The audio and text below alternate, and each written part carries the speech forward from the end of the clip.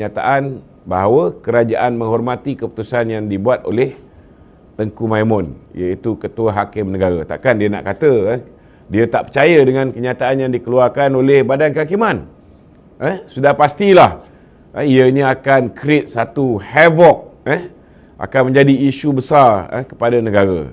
Namun saudara, saya yakin tuan-tuan, saya yakin bahawa terdapat banyak bukti-bukti yang boleh membuktikan bahawa Hakim Nazlan memang telah pun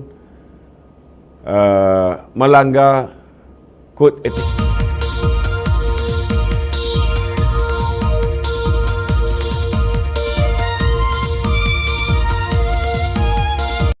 Tekan butang subscribe, like dan aktifkan lonceng. Assalamualaikum warahmatullahi wabarakatuh. Salam satu Malaysia, salam Malaysia Madani. Kita ke udara pada malam ini untuk membicarakan isu-isu semasa seperti biasa. Dan malam ini tuan-tuan, tajuk yang begitu hangat ialah bila mana Yang Amat Berhormat Perdana Menteri menjawab soalan yang telah dikemukakan oleh ahli Dewan Negara. Antaranya ialah Dominic Lau daripada Gerakan ataupun Presiden Parti Gerakan Malaysia. Saudara, saya nak maklumkan bahawa kenyataan yang dikeluarkan hari ini oleh Yang Amat Berhormat Perdana Menteri bukan kenyataan beliau, tetapi beliau telah pun menjawab soalan YB Dominic bila mana YB Dominic bertanyakan apa status kes Hakim Nazlan. Jadi sebenarnya memang kes Hakim Nazlan ni tuan-tuan, dia ada dua. Siasatan ke atas Hakim Nazlan ini dia mengandungi dua bahagian. Bahagian yang pertama ialah berhubung tentang kemasukan duit lebih kurang 1 juta ringgit lebih. Dia ada 11 transaksi duit yang masuk ke dalam akaun Maybank Hakim Nazlan yang tidak ada penjelasan. Tidak ada penjelasan. Ini siasatan yang pertama yang dikatakan kononnya duit ini datangnya daripada Lau Tek Jo ataupun Jolo. Kedua ialah siasatan berhubung kesalahan yang dilakukan oleh Hakim Nazlan iaitu melanggar Kod Tata Etika Hakim 2009 perkara 8 dalam kurungan 1A. Jadi kena faham ada dua isu yang melibatkan Hakim Nazlan. Bila tadi Yang Amat Berhormat Perdana Menteri respon untuk jawapan yang pertama, untuk berjawab jawapan bagi kes di mana terdapat 11 transaksi duit berjumlah 1 juta lebih sikit masuk ke dalam akaun Hakim Nazlan. Memang SPRM mendapati bahawa penjelasan yang diberikan oleh Hakim Nazlan berhubung dengan kemasukan duit yang tidak dapat dijelaskan ini tidak mengandungi unsur rasuah, salah guna kuasa atau apa pun unsur jenayah. Itu sebabnya Peguam Datuk Seri Najib, walaupun peringkat awal kita masukkan berhubung duit yang masuk ke dalam akaun Hakim Nazlan ini di dalam senarai bukti-bukti baru yang nak dikemukakan oleh Datuk Seri Najib, tetapi akhirnya telah ditarik balik. Ini Datuk Seri Najib, Peguam Datuk Seri Najib sendiri tarik balik kerana didapati kemungkinan besar Hakim Nazlan telah pun memberikan jawapan yang munasabah untuk kenapa 1 juta ringgit lebih masuk ke dalam akaun beliau. Okey. Tetapi tuan-tuan, SPRM punya kenyataan sebelum ini juga pernah dijawab oleh Datuk Seri Azalina Osman. Yang ini jangan lupa saudara. Yang ini jangan lupa, Datuk Seri Azalina juga dibelasah teruk. Tetapi sebenarnya beliau ditanya berhubung dengan kes Hakim Nazlan yang berkaitan dengan pelanggaran Kod Tata Etika Hakim 2009 di bawah Seksyen 8 dalam kurungan 1A. Jadi saya nak beritahu tuan-tuan, untuk kes ini, memang SPRM mengatakan bahawa Hakim Nazlan Hakim Nazlan telah melanggar Kod Tata Etika Hakim Seksyen di tahun 2009, Seksyen 1A. Jadi, tuan-tuan, perkara ini telah dibawa ke mahkamah dan telah pergi didengari di hadapan Ketua Hakim Negara, Tengku Maimun. Jadi, Tengku Maimun, saudara, yang mengetuai panel hakim itu telah membuat keputusan bahawa Hakim Nazlan tidak melanggar Kod Tata Etika Hakim.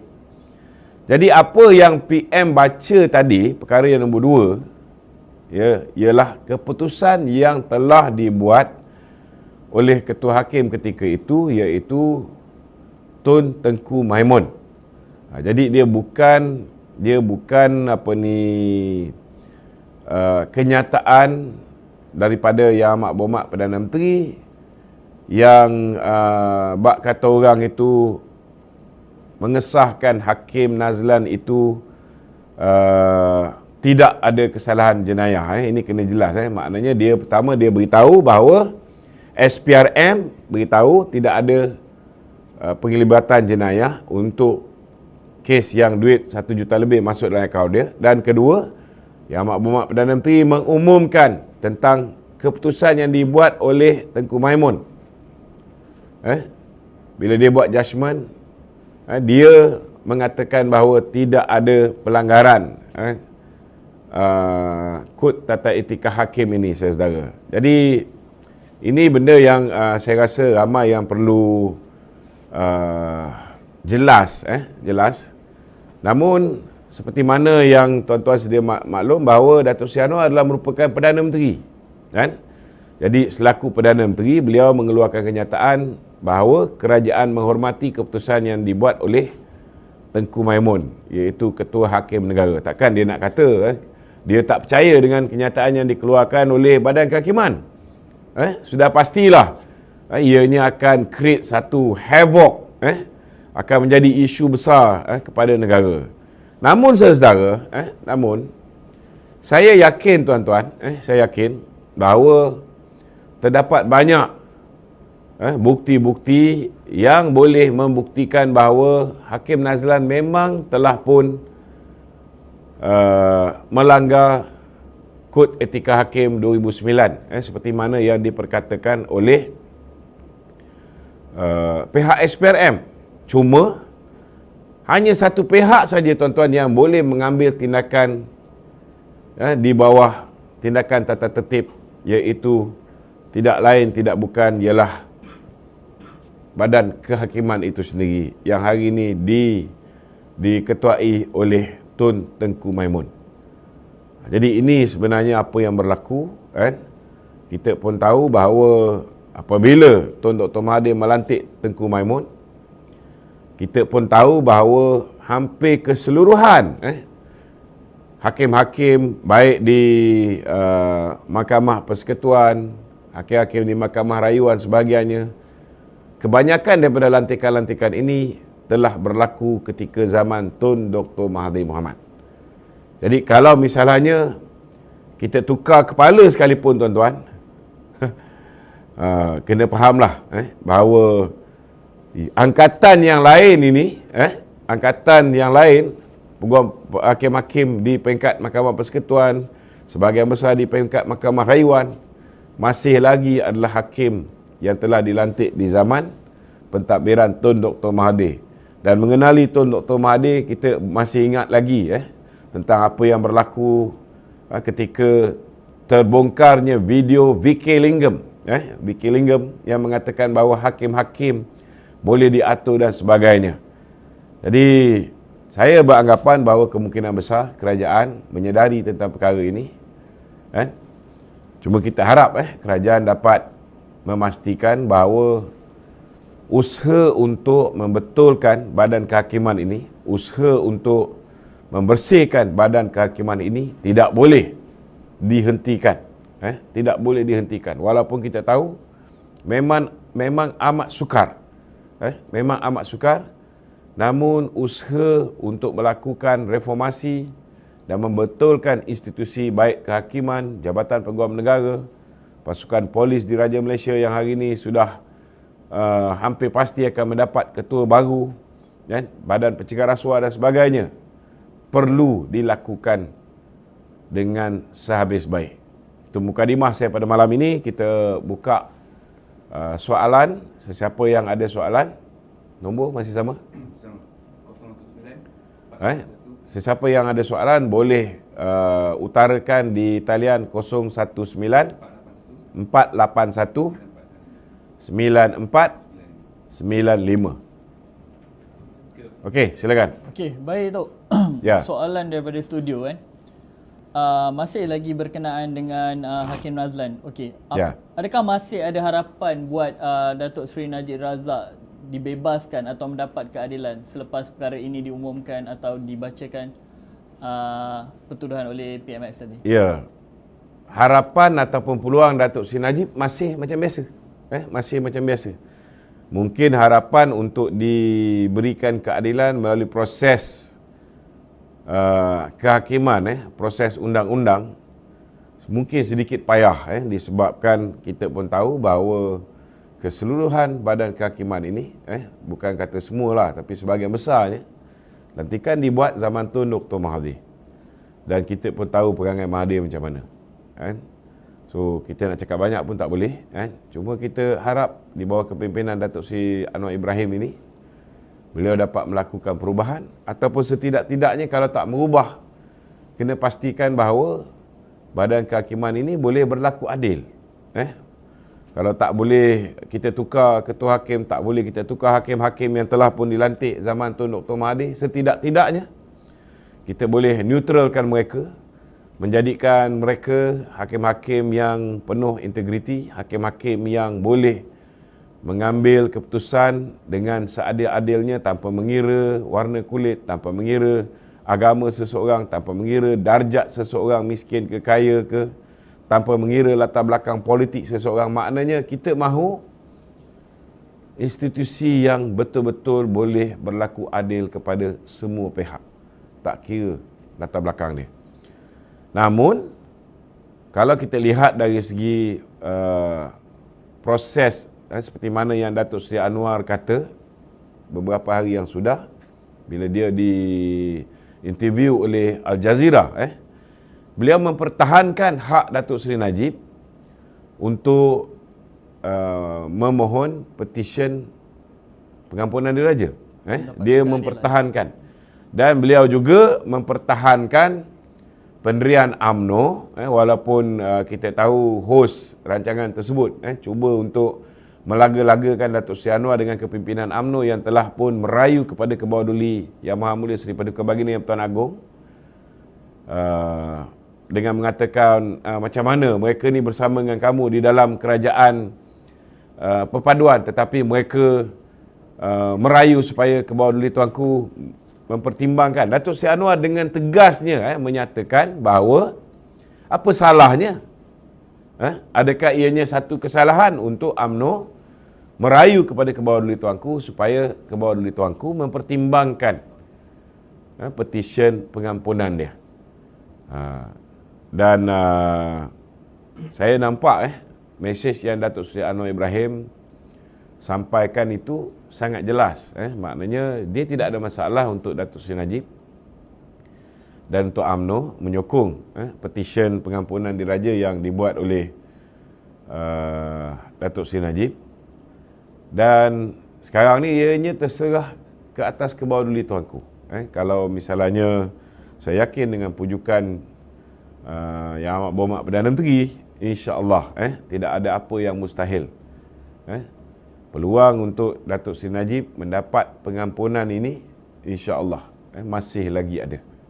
Okey Tok. Ya. Berkenaan dengan kes ni, mungkin kes ni akan dipolitikkan oleh musuh kerajaan perpaduan tersebut. Ya. So, menurut Tok macam mana?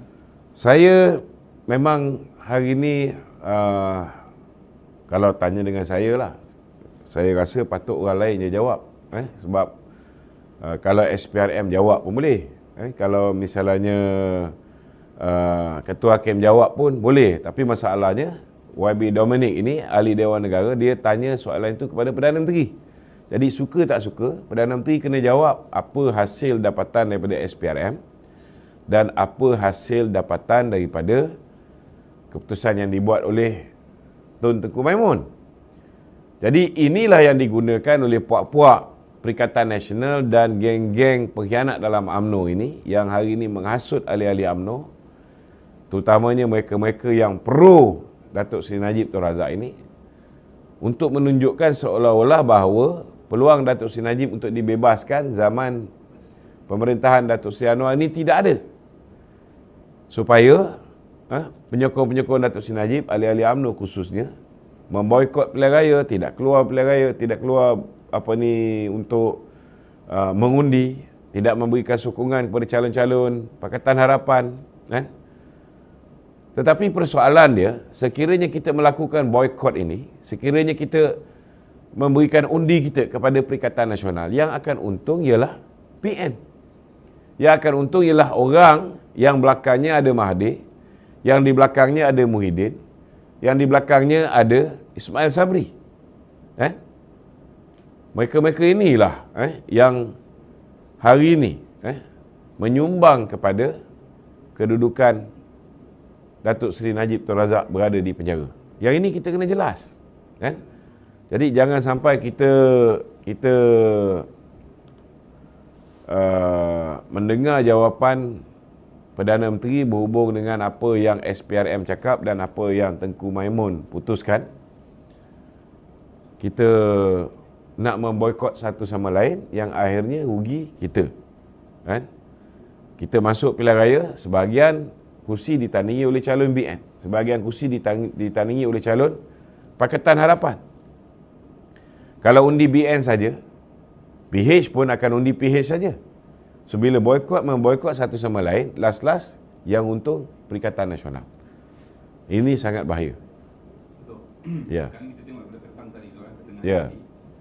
Tentera-tentera bawang ni semua dah menghalakan serangan tu ke arah kepimpinan UMNO tu sendiri. Ya. Berkenaan dengan statement tu, macam mana tu kita nak ni? Ini kita kena hadap lah. Kita tidak ada pilihan. Sebab kita sekarang ni berada dalam satu zaman, semua orang ada reporter. Selagi kamu ada social media, selagi kamu ada smartphone, selagi kamu ada internet connection, selagi itu semua orang berhak untuk bercakap. Dan kita tahu bahawa hari ini kerajaan ini bukan macam kerajaan dulu, boleh buat sesuka hati macam zaman Mahathir.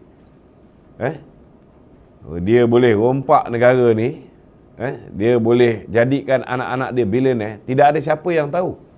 Kerana zaman itu tidak ada internet. Tetapi hari ini, bukan hanya kita tidak boleh buat salah. Hari ini, perkara yang kita tak perlu jawab pun sepatutnya kita elak daripada menjawab. Kerana menjawab itu pun boleh menyebabkan ada pihak-pihak yang tidak bertanggungjawab, spin, dan akhirnya ianya akan memburukkan kita. Itu sebabnya dalam zaman media sosial ni, bagi saya setiap apa yang kita nak buat, kita perlu berhati-hatilah. Kalau boleh dimasukkan ke dalam Stratcom terlebih dahulu, diadakan perbincangan awal terlebih dahulu sebelum sebarang kenyataan dibuat, itu lebih baik. Itu lebih baik. Okay, tapi saya yakin Yang Amat Berhormat Perdana Menteri, dia ada sebab-sebab dia kenapa dia menjawab sesuatu isu tu. Dan sudah pasti dia sudah konsult dengan penasihat-penasihat beliau. Sudah pasti ada sebab dan kenapa beliau memilih untuk menjawab walaupun ada risiko yang cukup besar dan boleh memudaratkan rakan kongsi kerajaan perpaduan daripada UMNO. Kerana yang akan terkesan teruk sudah pastilah kita di dalam UMNO, kerana kita akan dilihat gagal untuk membela bekas presiden kita. Tetapi suka tak suka, kita kena hadap benda ni. Inilah politik tahun 2023. Okey Tok. Ya. Adakah ianya akan mengganggu persediaan kerajaan perpaduan khususnya UMNO itu sendiri? Sudah pasti akan ada kesan, namun insya-Allah kita akan cuba memberikan penerangan ke akar umbi Sekarang pun Selangor umpamanya kita dah mula dengan pelancaran jentera di Sungai Panjang. di Sungai Panjang semalam. Besok kita di Serendah. Hulu Selangor. Serendah di Hulu Selangor. 25 kita akan berada di Kelantan. 23 kita di Kelantan. 25 kita akan berada di Sungai Kandis, kan? So kita akan turun lah, membantu sahabat-sahabat kita untuk memberikan penjelasan, penerangan. Memang sekarang ini kita amat-amat dahagakan maklumat. Akar umbi kita amat-amat dahagakan maklumat. Jadi kita mengharapkan rakan-rakan kepimpinan UMNO bahagian, rakan-rakan kepimpinan ataupun ketua cabang PKR, Amanah, DAP, saya harap semua memainkan peranan, memberikan penjelasan yang sejelas-jelasnya berhubung dengan setiap isu yang dibangkitkan. Kalau tak boleh jelaskan, bantu kita share jawapan-jawapan yang kita sediakan daripada Komunikasi UMNO Malaysia, yang begitu juga daripada Sekretariat Media Perpaduan juga. Kita sentiasa menghasilkan bahan-bahan untuk memperjelaskan berhubung dengan isu-isu ni. Betul. Ya. Kita tengok dalam grup WhatsApp dan sebagainya tu. Ya. Ramai yang gusar dengan kenyataan tadi tu. Ya. Tapi soalan dia tu, adakah Presiden sendiri perlu membagi statement untuk menenangkan keadaan ke atau macam mana tu? Kenyataan daripada Presiden. Method tu macam mana tu? Kita masing-masing ada tugas yang diamanahkan kepada setiap individu. Tugas saya sebagai pengarah komunikasi UMNO menjawab isu. Antara tanggungjawab yang diberikan kepada saya, menjawab isu, memperjelaskan tentang sesuatu polisi parti, virality, itu di bawah tanggungjawab saya. Begitu juga dengan melatih penceramah-penceramah turun ke akar umbi, menegangkan dengan akar umbi dan juga kepimpinan UMNO. Itu di bawah tanggungjawab saya. Dalam masa yang sama juga, YB Datuk Seri Syabrici, Ahmad Syabrici, bertanggungjawab merangka strategi komunikasi kita. Beliau menjaga BN Coms dan juga UMNO Online juga, kan? Dan Datuk Seri Azalina sebagai Ketua Penerangan menyelaraskan keseluruhan agenda penerangan UMNO Malaysia. So tak semua benda lah yang Presiden perlu jawab, Okey? Okey Tok, Ya. soalan sebelum ni Azmin Ali ada umumkan DUN Selangor bubar pada 19 Jun, tapi tadi Sultan telah mengatakan 23 dibubarkan DUN Selangor. Jadi Tok rasa Azmin ni tak nampak dia macam gelojo ke? Dia macam inilah, kita apa pun, kan? Kita tunggulah orang yang sepatutnya untuk mengumumkannya, kan? Saya tak terkejut kalau memang tarikh itu 19 bulan. Tapi disebabkan kenyataan bodoh yang dibuat oleh Azmin Ali, mungkin ianya dipinda kepada 23 untuk menampakkan bahawa Azmin ni penipu, kan? So beliau sendiri yang mencari ruang untuk beliau ni dilihat sebagai seorang penipu, sebagai seorang